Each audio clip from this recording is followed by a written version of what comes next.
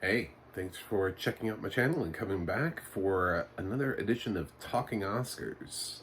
I'm not even talking about the Oscars, I'm just reacting to the Critics' Choice nominations and sort of going through them a little bit. I'm not going to list all of them, they're not really all that important.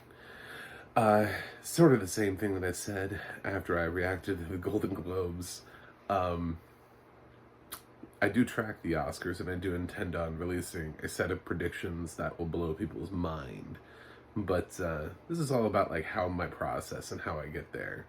I have ended up in the Gold Derby Top 100 before, so I'm shooting for, oh my god, who's this guy? Where'd he come from?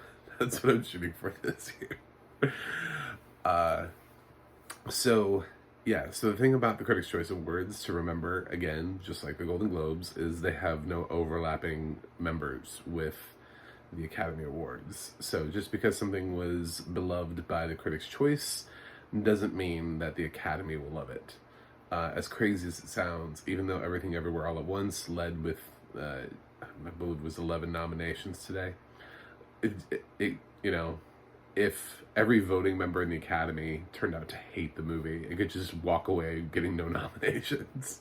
I know that would blow everybody's mind, but I'm just using that as an example. Just because the Globes nominated in Critics' Choice and other people doesn't mean that it's mean anything right now. All of these awards, all of these precursor awards and these critics lists, they just serve as being sort of industry hype machines. So, even something like, I don't know, the Dallas-Fort Worth Critics Association, which is a real thing. So if they release their list, the average person on the street isn't walking around going, I'm going to go see that movie because it won Best Supporting Actor at the Dallas-Fort Worth Critics Association. So it doesn't really change that. But for people in the industry who are looking at maybe expanding and trying to watch screeners and trying to figure out their limited time, because remember, these guys all work. Like, the Academy is a bunch of working people in their craft. They don't necessarily have time to watch 100 films. So sometimes when they get screeners, they do have to kind of pick and choose as to which ones they're watching. So if they want to see, a new film and they're seeing sort of maybe a trend of somebody keeps popping up and they're like, well, maybe I'll check out that performance, or maybe I'll check out that, somebody says the cinematography in this film is really good and I haven't seen it yet. It seems to keep getting recognized for cinematography. Somebody was like a holdout for Top Gun Maverick, right? Because they thought it was like a popcorn flick and would never be nominated in cinematography. It's been picking up a lot of cinematography nods. So I feel like a cinematographer would finally be like, all right, well, let's see what all the fuss is about, and go watch it. I don't know what to say. I mean, they have 10 director nominees, so that doesn't help you at all. It does nothing except put some other names out there that wouldn't necessarily be out there. This is a nice recognition for like Gina Prince Blythewood. It was the first time for her to be recognized, I think, officially in a ceremony like that. At least the biggest nomination she's gotten so far for the Woman King. I don't know. There might be a critics circle out there. I haven't paid attention to literally all of them that has nominated her or put her on a list. But it's the biggest list she's been on so far. But yeah, 10 nominees kind of makes that a little bit not much of a useful tool in terms of predictions. I wonder why they went 10 directors, but with the performances, they're still like 6.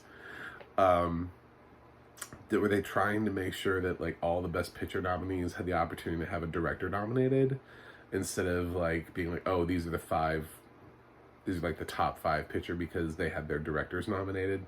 I don't know what the logic was behind it. But then it even failed because they ended up nominating 11 films for Best Picture.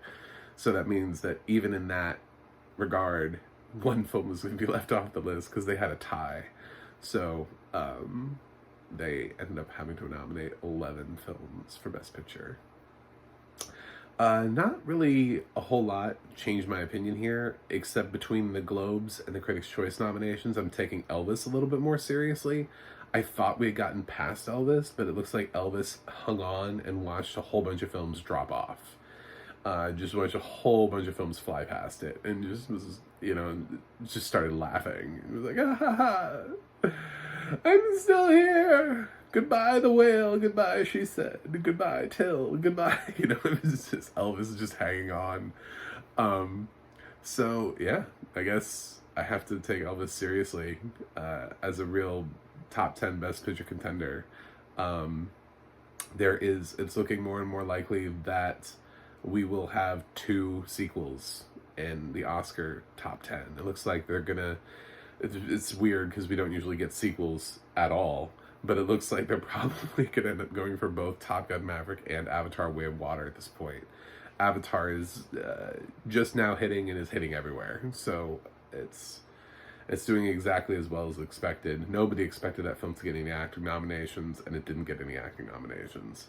So I guess it's a spectacle of a movie. James Cameron's getting director. He might even get one at the Oscars. We shall see. So RRR popping up just adds one more really interesting cog in my wheel, because I fully am aware that the Oscars has increased their amount of international voters, and what they choose to do with some of the bigger nominees will be really interesting this year. How the international features end up playing into this race will really kind of be interesting to see. I think I'm going to have to give up on All Quiet on the Western Front for Best Picture, but I don't know if RRR can get in Best Picture. I don't believe it is actually the international Oscar submission from India. I don't believe that it was the choice. I think that's part of the problem, is that it just is an international feature, but it doesn't have backing in the country. So it kind of puts it in an interesting way. Sort of the same way Penelope Cruz's movie last year was not the official selection from Spain. So, Parallel Mothers. I think this list of nominations did a lot to help the smaller films and get them on lists, so that you could see them. Sort of like how Jeremy Pope being nominated for a Golden Globe nomination definitely got more people to go, okay, can I go to a screening of this? Can I get a screener copy? Where can I see this? That just happened for Paul Mescal. Paul Mescal just got more people to watch his film. And the fact that After Sun got multiple nominations, and it wasn't just Paul Mescal, also got like Screenplay and Best Young Performer for Frankie Corio. It definitely helps After Sun. So After Sun is officially like on the bubble. It's he managed to get himself in the race a little bit for that 5th spot. It's like, I feel like the 4 spots are tied up and locked right now. I think Colin Farrell, Austin Butler, Brendan Fraser, and Bill Nighy are going to be the 4 that definitely get it. And for that 5th spot, it'll either be somebody from one of these smaller films, or it'll be Tom Cruise. So, but people have to see the smaller films for them to get nominated. People have to see Jeremy Pope. People have to see Paul Mescal. I don't think it's going to Hugh Jackman. Nobody predicted The Sun to be nominated here, and it was not. So, yep. What I did think was going to happen more, though, were I thought the critics would swing a little bit harder on some of the titles that they do like, that are on the cusp, so to speak. I thought they would swing a little bit harder for Triangle of Sadness. I thought they would swing for The Menu somewhere, like Ray Fiennes maybe, trying to make sure that The Menu stays in contention. And what I really thought would happen was Bones and All. Critics have enjoyed that, and the fact that it got shut out by critics, and then also by the Golden Globes, really just doesn't, at this point I don't really have any confidence in Bones and All. I don't know who would nominate it. I don't think If SAG shuts it out, I don't know who would nominate it and for what. Like for what craft award. It doesn't seem to be picking up any steam anymore. Turns out cannibal love stories are not great Oscar bait. So, yeah, it's just either too tight of a race or the material was too rough for them.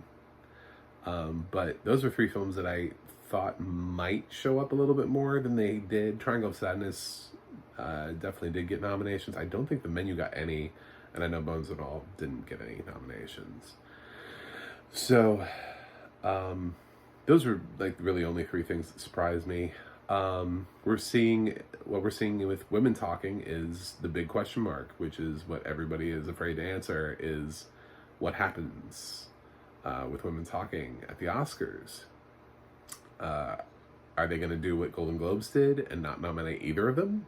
Are they going to do what Critics' Choice just did and only nominate Jessie Buckley? I do believe that there has been at least one other award where only Claire Foy was nominated and not Jessie Buckley. So I think it's interesting that Jessie rose above Claire here. I think it's good to see Stephanie Hsu get her way in, and Janelle Monáe is still sort of in the race. Angela Bassett's second nomination for her kind of puts her a little bit more stronger in the mix. The Best Supporting Actress race right now is probably the most wide open, because you're seeing people who we thought were strong contenders are not really getting the steam. The Whale is falling apart, and it's killing Hong Chow. And I don't know that that's going to change. I see the box office results for The Whale, and I know that audiences are liking it, but I don't know what happened from the moment that they gave Brendan Fraser a 5-minute standing ovation till now that has caused The Whale to sort of fall off the face of the planet.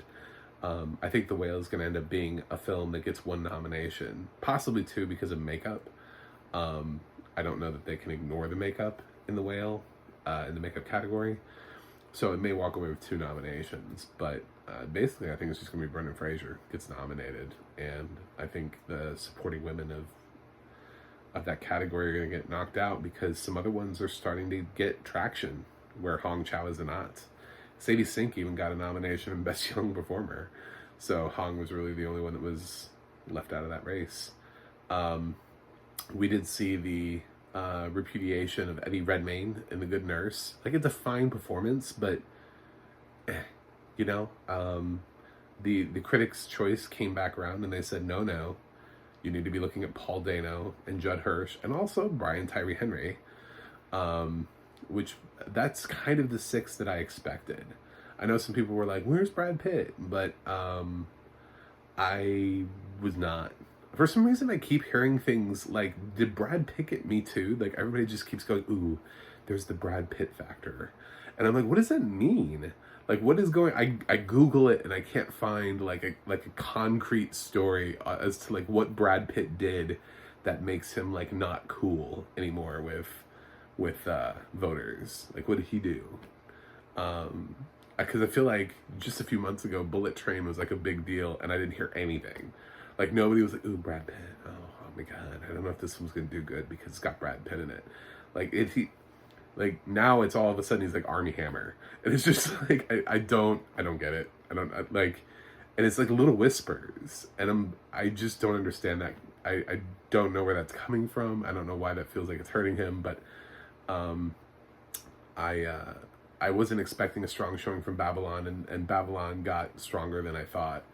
I don't think Diego Calva is... I think he's bubbling. You know, he's exactly like where Paul Mescal and Jeremy Pope are. They're, you know, outside the top 5 trying to steal that 5th spot away from Tom Cruise. So I have a feeling that if we had less than 10 nominees, Damien Chazelle would not have been nominated. I think the film is probably visually stunning, which would pick up some of those craft categories. I think Babylon's going to end up with 4 or 5 nominations at the Oscars. That's where my head's at right now. But I don't know. There's nothing really else to... Bardot made it into international feature, because they don't have to be submitted by countries or anything like that. They just picked the international features that they liked. So that was actually a pretty predictable list of international feature nominations. Without Bardot, those were the 5 that I would have said, this seems to be what's happening. This seems to be the guess. I think RRR is the one that's ineligible. I don't know if Bardot is Mexico's official selection. That I don't know. But I do believe Close, Argentina, All Quiet on the Western Front, and Decision to Leave are eligible for that category at the Oscars. I believe. So I think those 4, we keep seeing them pop up. And animated feature, that's what should happen, and that's what should always happen. I don't know what happened to the Globes, but yeah, that is the 5 that I think will happen, unless Puss in Boots just bombs at the box office when it gets released. That's I think that's the top 5. I mean, yeah, if Puss in Boots makes like $10 million at the box office and then just like fades into obscurity, maybe people will be like, we should probably nominate something else. But was seeing Wendell and Wild back on that list made total sense to me. It's Henry Selick and his stop motion animation, and critics were always going to pick that. So, and then, yeah, it's one more award that Strange World did not get. So Disney totally, I don't know what happened with that film. So I haven't seen it yet. I'm really interested to see it. So, but that is that. I don't know what else to say. There wasn't really any major surprises here. I'm gonna probably have to give up on my Michelle Williams being nominated for supporting actress, because she's been nominated far too many times in lead. People are just, they're gonna be more comfortable with it. I was thinking that they were gonna pull sort of like a Lakeith Stanfield, Kate Winslet type of thing, and switch the category in which she was campaigning. But if everybody else keeps putting her in lead actress, and you keep seeing her name in lead actress, you know, then Academy voters are going to just be more comfortable with nominating her there, whether they feel like it is a lead performance or not. It just feels like that's what we're supposed to do, right? That's where we go. That's where we put her. So she's not going to win, which is a shame, because she probably would have won supporting. So, but then again, that would have just muddied the waters of supporting one more person. So who knows? It kind of, she's making it really hard for that 5th spot race between what looks to be, I'm going to guess, Margot Robbie and Viola Davis for that 5th spot right now. So those are my reactions. I did very calmly. I watched The Oscar Expert, and I watched his Golden Globe reactions, and oh my God, calm yourself, child. I've never screamed at like nominations. I mean, I've gotten excited, and but oh, that was a lot. It was a lot watching his like live reactions to the Golden Globe nominations. So it's like, they're just the Golden Globes. I mean, maybe the Oscars, I would accept those reactions. Like, if Danielle Detweiler doesn't get nominated for an Oscar, I accept your reaction for that. But for the Globes, like, we're just finally letting them be a thing again. So, I just, yeah, I thought it was crazy, but not that bad. Anyway, oh, the Batman. Somebody remembered that Michael Giacchino wrote the score for the Batman and nominated at the Critics' Choice Awards. So that was a cool nomination. I like that. Thanks, guys. Anyway, thanks for sticking through this video. Please subscribe. I'm trying to get to 100 by the end of the year. I usually just talk about audio description from the perspective of a blind film critic, but I also like talking about awards. I like doing it before. I like predicting them before, and I'm still doing it now. So that's it. I have to review something for you guys, but I will see you on the other side.